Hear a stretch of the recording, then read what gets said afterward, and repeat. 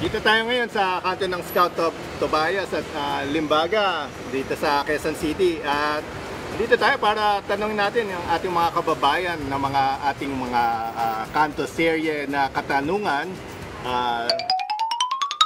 Doon sa mga nakaraan na apat na pangulo, si Duterte, si Aquino, si GMA, si Macapagal Arroyo at saka si Estrada, sino para sa inyo yung naging mahusay na pangulo?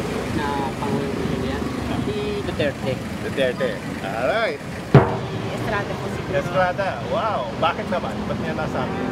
Parang ano po siya, bro, sa mga mahihirap. Pro sa mahihirap. Sa mga nakaraan na pangulo, simula kay Duterte, si Aquino, si GMA, saka si Estrada, sino sa palagay may pinakamahusay na pangulo? Sa kanilang apat. Wala po. Wala po. Wala po.